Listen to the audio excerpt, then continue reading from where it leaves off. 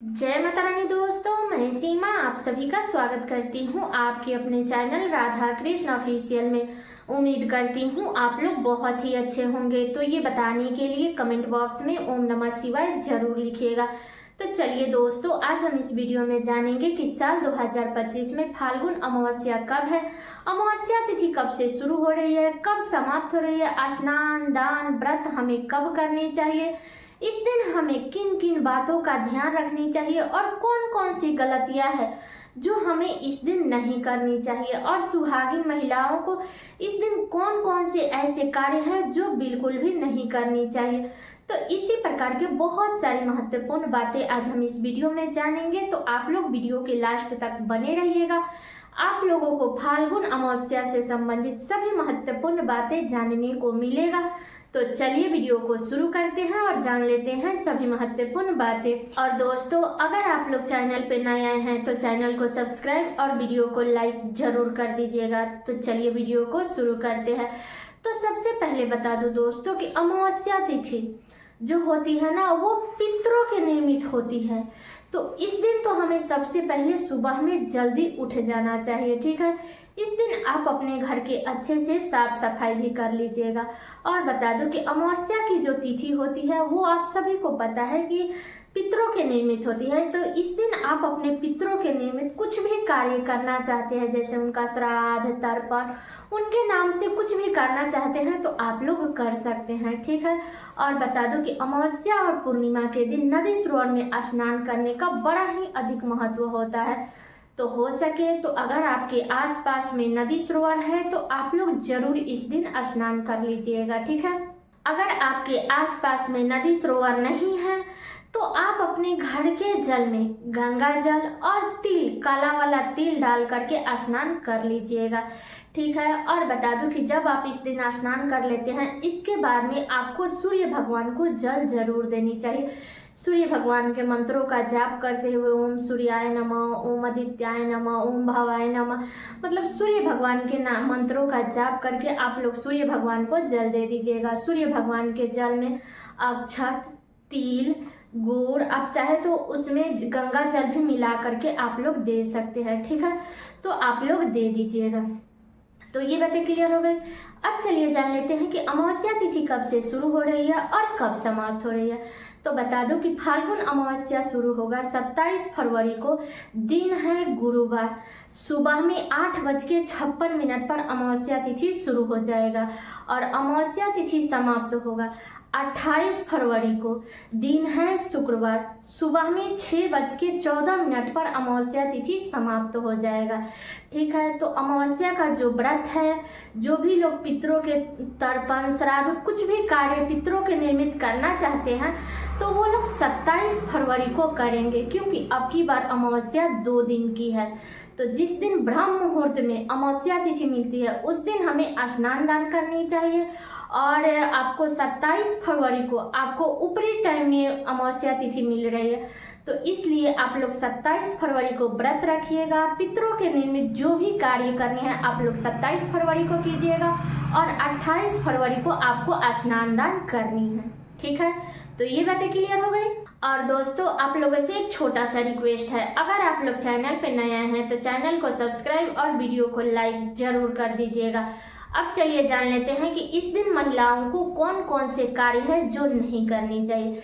तो सबसे पहला कार्य है कि इस दिन सुहागिन महिलाएं हो या लड़कियां हो, इस दिन उन्हें किसी भी प्रकार का बाल नहीं धोने चाहिए, क्योंकि बहुत सारे लोग हैं जो गुरुवार के दिन पीरियड वाले बाल धोते हैं। तो आप लोग अमावस्या के दिन किसी भी प्रकार का बाल मत धोइएगा, ठीक है।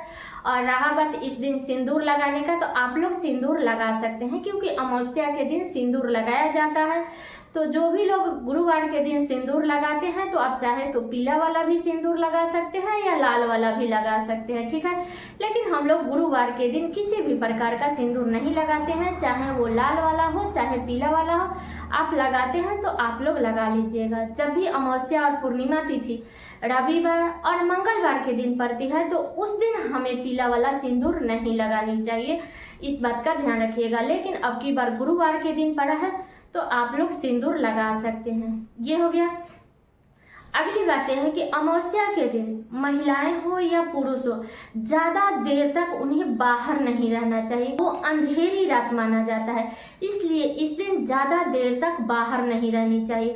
और जो भी प्रेग्नेंट महिला है उन्हें पीपल वृक्ष के पास में इस दिन नहीं जाना चाहिए। रात्रि के समय में या अमावस्या के दिन वो लोग पीपल वृक्ष के पास में ना जाएं तो सबसे अच्छा रहेगा। लेकिन देर रात तक किसी को भी अमावस्या के दिन बाहर नहीं रहना चाहिए।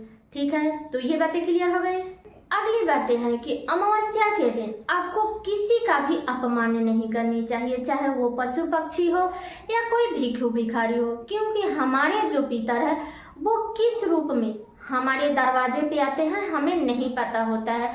इसलिए अमावस्या के दिन हमें किसी का भी अपमान नहीं करनी चाहिए। ठीक है, अगली बातें बता दूं कि अमावस्या के दिन आप अपने घर में कुछ ना कुछ ऑयली खाना जरूर बनाइएगा। तला हुआ छाना हुआ आप लोग को कुछ जरूर बना लीजिएगा, क्योंकि ऐसा माना जाता है ना कि अमावस्या के दिन हमारे पिता सुगंध लेने के लिए आते हैं। तो इसलिए आप लोग जो भी बनाइएगा तला हुआ बना लीजिएगा और उसमें से गाय पशु पक्षी मतलब किसी को भी आप लोग दे दीजिएगा खाने के लिए। ठीक है, तो ये बातें क्लियर हो गई। अगली बातें बता दूं कि अमावस्या के दिन दान जरूर करनी चाहिए। जो भी भगवान का दिया हुआ जितने के लायक आपको भगवान बनाए हैं तो इस दिन दान जरूर करनी चाहिए। ठीक है, आप चाहे तो अन्न का दान कर सकते हैं, पैसे का दान कर सकते हैं या वस्त्र का दान कर सकते हैं। तो आप लोग दान जरूर कर दीजिएगा। और बता दूं कि दान किया हुआ सामान आप किसी भी जरूरतमंद को दे सकते हैं। ये नहीं है कि हम ब्राह्मण को ही देंगे, ऐसा कुछ भी नहीं है। आप लोग किसी जरूरतमंद को आप लोग दे सकते हैं। ठीक है, तो ये बातें क्लियर हो गई। अगली बातें बता दूं कि देखिए अमावस्या के दिन हमें कोई भी नया कार्य की शुरुआत नहीं करनी चाहिए। या आप कहीं जाना भी चाहते हैं, बहुत सारे लोग हैं जो घर पे रहते हैं, बाहर जाना चाहते हैं या कहीं भी आपको आना जाना है, आसपास में अगर आपको आना जाना है तो आप लोग जा सकते हैं। लेकिन कहीं भी दूर सफर हमें अमावस्या के दिन नहीं करनी चाहिए, जिसका परिणाम आप देखेंगे तो अच्छा बिल्कुल भी नहीं होता है।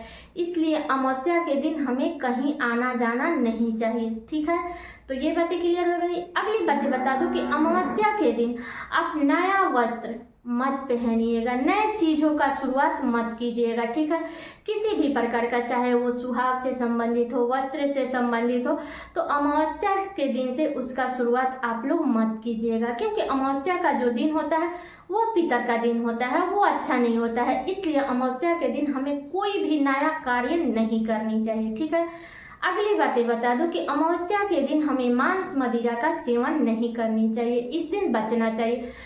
तो जो लोग तो मांस मदिरा का सेवन करते हैं तो वो ऐसे दिनों में करें, लेकिन अमावस्या, पूर्णिमा और एकादशी ये जो महीने में आती है ना, ये बड़ा ही पुण्य की तिथि होती है।